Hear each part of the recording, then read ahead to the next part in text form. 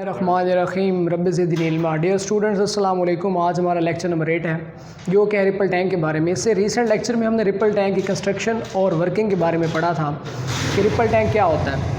Ripple tank हमारे पास क्या होता है, ये एक डिवाइस होती है जो कि वाटर वेव्स को प्रोड्यूस करती है और इसकी करैक्टरिस्टिक्स को स्टडी करती है। इसकी कंस्ट्रक्शन हमने देखी थी, मैंने आपको कहा था किताब पर इसकी डायग्राम बनी हुई है, आपने वो डायग्राम चेक करनी है, उसके अंदर जो जो चीज़ें लिखी हैं वो आपने कंस्ट्रक्शन में डाल देनी है और फिर इसकी वर्किंग में हमने देखा था। फिर हमने कहा था कि जो रिपल टैंक है वो हमारे पास स्ट्रेट वेव फ्रंट पैदा करता है। हमारे पास जो नेक्स्ट क्वेश्चन पेपर में आता है, बोर्ड के एग्जाम में भी ये क्वेश्चन आ चुका है। क्वेश्चन देखिएगा क्या हमारे पास क्वेश्चन है, explain the following wave properties with reference to ripple tank. इनमें से कोई सी दो प्रॉपर्टीज़ रिपल टैंक के बारे में रेफरेंस के लिहाज से पूछी जाती है। कौन सी? रिफ्लेक्शन, रिफ्रैक्शन या डिफ्रैक्शन। इसमें से कोई सी दो पूछी जाएंगी या रिफ्लेक्शन पूछी जाएगी। एक बार बोर्ड के एग्जाम में आया था कि सिर्फ रिफ्लेक्शन के बारे में पूछा गया था और एक बार आया था कि इन दोनों के बारे में पूछा गया था। तो आपने ये तीनों प्रॉपर्टीज़ ध्यान से पढ़ लेनी है, किताब से भी पढ़ लेनी है लॉन्ग क्वेश्चन के लिहाज से, क्योंकि ये पेपर में आ सकती है। अब देखिएगा, जो वाटर वेव्स हम जनरेट करते हैं वो रिफ्लेक्ट भी होती हैं, रिफ्रैक्ट भी होती हैं और डिफ्रैक्ट भी होती है। छोटी क्लासेस 8वीं जमात में आप पढ़ चुके हैं, जैसे कि लाइट रिफ्लेक्ट होती है, रिफ्रैक्ट होती है और डिफ्रैक्ट होती है। इसी तरह से वाटर वेव्स भी क्या होती है, रिफ्लेक्ट होती है, रिफ्रैक्ट होती है और डिफ्रैक्ट होती हैं। तो रिपल टैंक में कैसे होते हैं ये हमने देखना है। सबसे पहले हम इसकी डेफिनेशन देख लेते हैं तीनों की, फिर हम इसकी एक्सप्लेनेशन कर लेंगे और लास्ट में हम इसको समराइज़ कर लेंगे। रिफ्लेक्शन क्या होता है?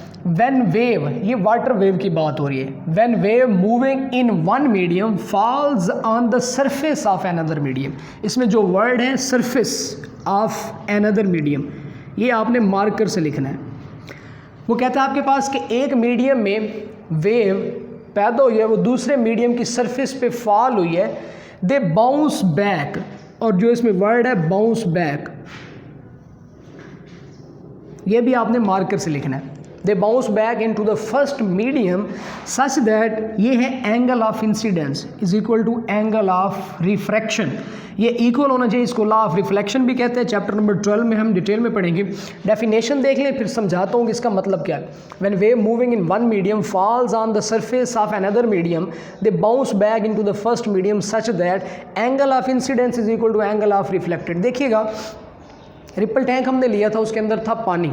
अब क्या होता है कि दरमियान में हम कोई एक बैरियर रख देते हैं, यहाँ से वाटर वेव्स आती हैं, टकराती हैं उस बैरियर के साथ। बैरियर सेकंड मीडियम है, टकराने के बाद वो वापस अपने पहले ही मीडियम में चली जाती हैं जो पानी वाला मीडियम था। That is known as a reflection. Reflection होती है अपने ही मीडियम में वापस आना। मैं यहाँ पे खड़ा हूँ, मैं बोल रहा हूँ, मेरी साउंड वेव्स जाकर सामने दीवार से टकराती हैं, दीवार सेकंड मीडियम में, टकराने के बाद वापस आती हैं अपने ही मीडियम में जहाँ से शुरू हुई थी। That is called the reflection. ये साउंड की रिफ्लेक्शन है, ठीक है, जो नेक्स्ट चैप्टर में। तो वाटर वेव्स क्या होती हैं कि पानी की वेव्स एक मीडियम से जाकर जब दूसरे मीडियम से टकराती हैं वापस अपने पहले मीडियम में ही आ जाती है, तो उसको हम क्या कहते हैं, रिफ्लेक्शन ऑफ वाटर वेव्स। अब रिपल टैंक के अंदर हमने स्ट्रेट वेव फ्रंट्स पैदा किए थे, इस तरह से स्ट्रेट वेव्स आप कह लें, स्ट्रेट वेव्स पैदा हुई थी। ये इनके रास्ते में हम कोई बैरियर रख देते हैं, बैरियर कहते हैं रुकावट को। ये वेव्स हैं जिनके फैलने की ये वाली डायरेक्शन है, ये जाकर इस बैरियर से टकराएंगी और वापस अपने इसी मीडियम में आ जाएंगी। That is known as a reflection of wave. अब वो कहते हैं कि अगर आप बैरियर को कुछ एंगल पे रख दें, अगर बैरियर को मैं कुछ एंगल पे रख देता हूँ, पहले तो मैंने इसको सीधे रखा था, अब लेट सपोज मैं इसको किसी एंगल पे रख देता हूँ, तो फिर क्या होगा, ये मैंने कुछ एंगल पे अपने बैरियर को रख दिया। जब मैं कुछ एंगल पे अपने बैरियर को रखूँगा, वाटर वेव्स यहाँ इस तरफ से आ रही हैं स्ट्रेट, यहाँ से टकराने के बाद वेव्स की जो डायरेक्शन है वो इस तरह की हो जाएगी। स्ट्रेट वेव फ्रंट्स इस तरह की डायरेक्शन में नीचे आएंगे। अब इनके फैलने की ये वाली डायरेक्शन है जो मैं एरो से रिप्रेजेंट कर रहा हूँ। इस डायग्राम को मैं दोबारा से यहाँ समझाता हूँ अलग अलग करके। ये स्ट्रेट वेव फ्रंट्स थे, स्ट्रेट वेव्स थी, इनके रास्ते में हमने क्या किया, एक बैरियर रख दिया, ये रुकावट रखी। जैसे ही ये वेव्स इस बैरियर से टकराई, टकराने के बाद इनकी ये वाली डायरेक्शन होगी अपने ही मीडियम में वापस आने की। That is known as a reflection of wave. ठीक हो गया, ये था रिफ्लेक्शन ऑफ वेव। अब आते हैं रिफ्रैक्शन ऑफ वेव पे कि वाटर वेव्स की रिफ्रैक्शन क्या होती है। इसकी डेफिनेशन है, when a wave from one medium enters into the second medium, यहाँ पर वेव एंटर नहीं हुई थी, सिर्फ बाउंड्री से जाकर उसने हिट किया था और वापस आ गई थी। यहाँ पर क्या है कि जब वो एक मीडियम से दूसरे मीडियम में चली जाएगी, at some angle its direction of travel changes, तो उसके जो डायरेक्शन है वो चेंज हो जाएगी। अब मैं आपको एग्जांपल देता हूँ, मैं यहाँ पे बोल रहा हूँ, ये एक मीडियम है, इस दीवार के पार दूसरा मीडियम है, यहाँ से बोलता हूँ, आवाज़ इधर से जब उस मीडियम में एंटर होगी तो इसकी डायरेक्शन चेंज हो जाएगी ट्रैवल करने की, ठीक है। इसी तरह से वाटर वेव्स होती हैं, वाटर वेव्स जब एक मीडियम से दूसरे मीडियम में एंटर होती हैं तो उनकी डायरेक्शन चेंज हो जाती है। इसमें आपने क्या करना है, एंटर्स, ये वर्ड आपने मार्कर से लिखना है, it's direction of travel changes, और ये वाला पूरा वर्ड आपने मार्कर से लिखना है। जब ये डेफिनेशन एग्जाम में आ जाए तो ये दोनों चीज़ें आप मार्कर से लिखेंगे, एग्जामिनर इन दो चीज़ों को देखेगा और उसको पता चल जाएगा कि बच्चे का कॉन्सेप्ट क्लियर है। अब देखिएगा वो क्या कहता है कि रिपल टैंक आपने कल देखा था, उसके अंदर मैं लकड़ी के एक ब्लॉक रख देता हूँ, लकड़ी के एक छोटा सा ब्लॉक। जैसे मैं लकड़ी का ब्लॉक रखूँगा ना तो ब्लॉक के आसपास जो पानी की डेप्थ होगी वो कम हो जाएगी, शैलोअर वाटर हो जाएगा। आपकी किताब में एक वर्ड यूज़ किया गया है शैलोअर, इसका मतलब होता है कम गहराई वाला हिस्सा। जहाँ पर गहराई कम होती है वहाँ पर वेवलेंथ डिक्रीज़ हो जाती है, वेवलेंथ डिक्रीज़ हो जाती है।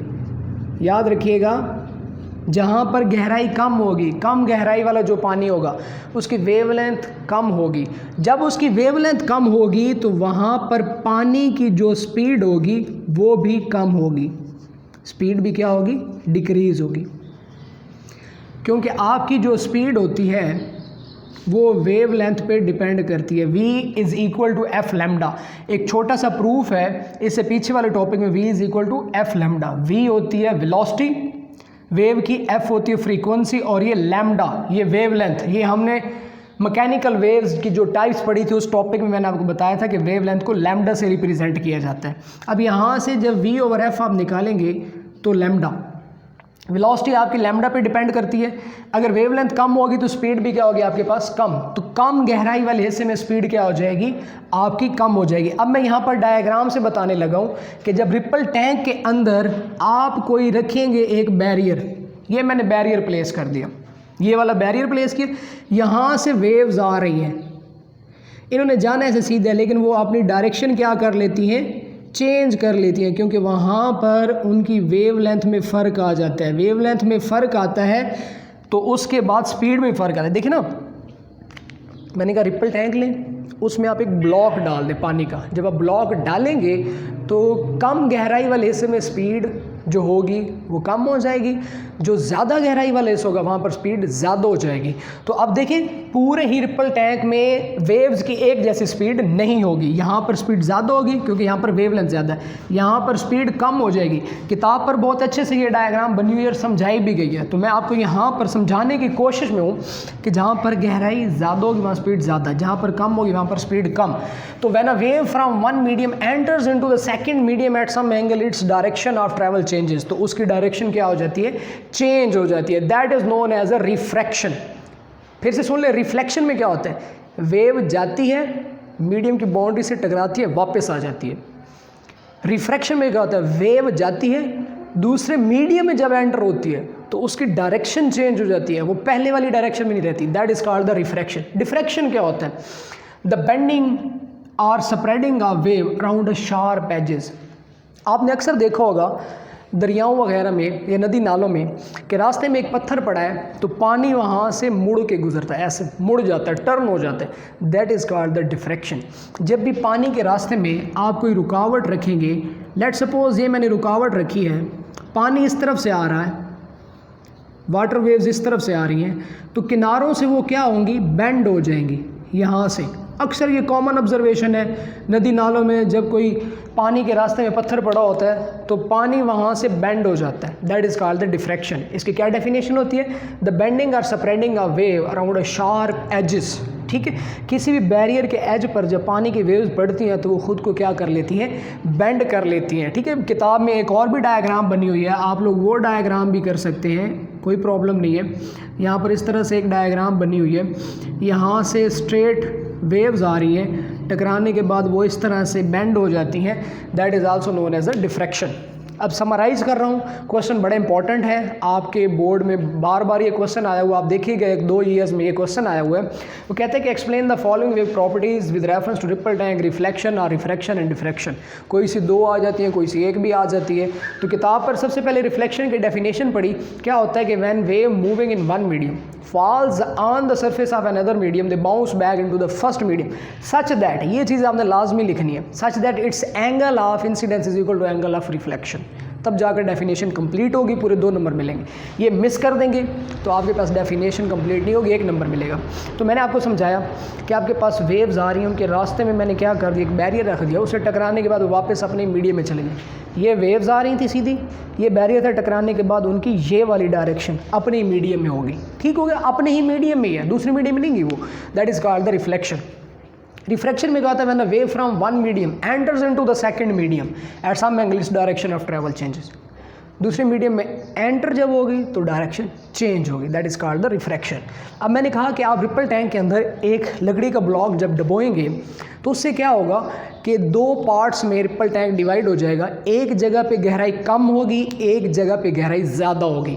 जहाँ पे गहराई कम होती है वहाँ पे वेव लेंथ करीब करीब हो जाती है। किताब पर डायग्राम अच्छे से बनी हुई है और क्लियर लिखा हुआ है। जहाँ पे शैलोअर रीजन होगा वेवलेंथ क्या होगी, डिक्रीज़ होगी। अगर वेवलेंथ डिक्रीज़ होती है तो स्पीड भी क्या हो जाती है, डिक्रीज़ हो जाती है। अब पूरे रिपल टैंक में जब वाटर वेव्स पैदा होंगी तो एक जगह पे स्पीड ज़्यादा होगी, एक जगह पे स्पीड क्या होगी, कम होगी। तो अब वो कहते हैं कि जब वो दूसरे मीडियम में चली जाती हैं तो उनकी डायरेक्शन चेंज हो जाती है, क्योंकि उनके वेवलेंथ में फ़र्क आ गया। यहाँ पर वेव्स ऐसे जा रही थी, ये शैलोअर रीजन में जब गई तो उनकी डायरेक्शन क्या होगी, चेंज होगी। That is called the refraction. जब डिफ्रैक्शन की बात पर आते हैं तो कॉमन ऑब्जर्वेशन है कि जब भी पानी सीधा जा रहा हो उसके रास्ते में पत्थर रखेंगे तो वो साइडों से, किनारों से मुड़ जाएगा, बेंड हो जाएगा। That is called the diffraction. The bending और spreading of a wave around a sharp edges और a corner, that is known as the water wave diffraction. ये मैंने आपके सामने एक ऑब्स्टैकल रखी, यहाँ से वेव्स आ रही हैं, किनारों से क्या हो जाएंगी, मुड़ जाएंगी, बेंड हो जाएंगी। इंपॉर्टेंट क्वेश्चन है बेटा, ध्यान से आपने पढ़ना है, हेडिंग्स के साथ इसको लिखने की कोशिश करें। कोई बात नहीं समझ आ रही तो आप पूछ सकते हैं, इंशाल्लाह आपको बताया जाएगा क्लियर। अल्लाह हाफ़िज़।